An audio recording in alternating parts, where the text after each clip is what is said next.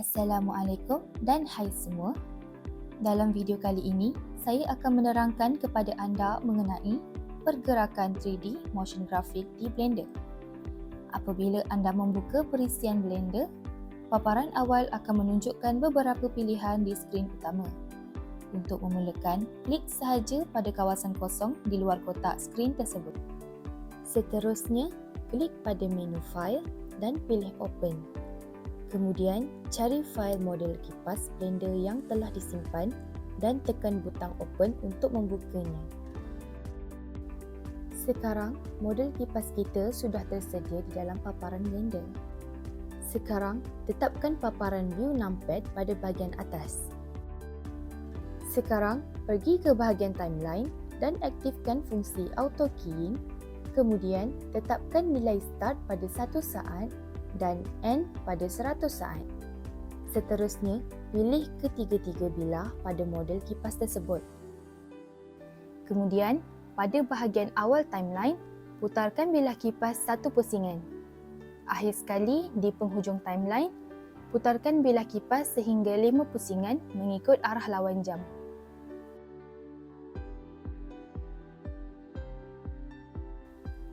Sekarang, model kipas kita telah mula berputar dan animasi yang dihasilkan kelihatan teratur.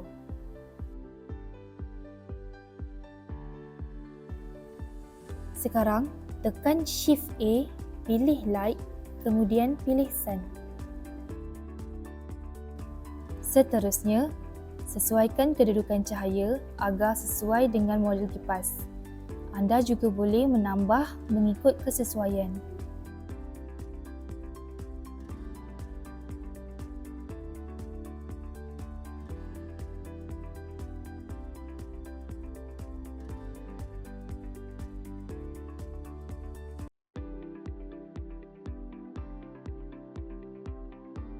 Sekarang, untuk memasukkan kamera, tekan Shift A dan pilih kamera.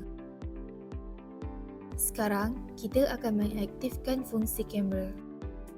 Tekan N, pergi ke menu View, kemudian pilih Log dan tandakan pada tool 3D cursor dan Camera to View. Kemudian pilih Align View dan klik Align Active Camera to View.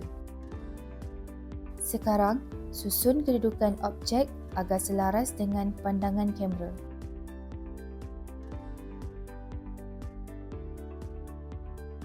Sekarang, untuk menjadikan model kipas ini sebagai animasi, pergi ke bahagian Output. Kemudian, pada pilihan File Format, pilih FFmpeg Video. Seterusnya, klik pada menu File dan pilih lokasi untuk menyimpan projek. Selepas itu, klik kanan dan pilih New Folder, kemudian namakan folder tersebut sebagai Video Animasi Model Kipas. Akhir sekali, tekan Accept untuk menyimpan.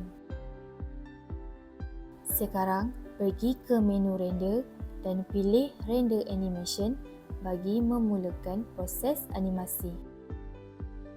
Sekarang, sila tunggu proses rendering. Proses ini kebiasaannya mengambil masa antara 10 hingga 15 saat, bergantung pada tahap kerumitan model yang dihasilkan. Semakin kompleks model tersebut, semakin lama masa yang diperlukan untuk proses rendering selesai.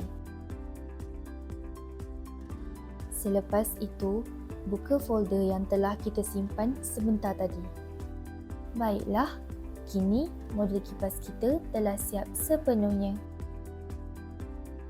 Itu sahaja bagi tutorial pada kali ini. Diharapkan penerangan yang diberikan dapat membantu anda memahaminya dengan lebih jelas. Terima kasih kerana menonton dan selamat mencuba.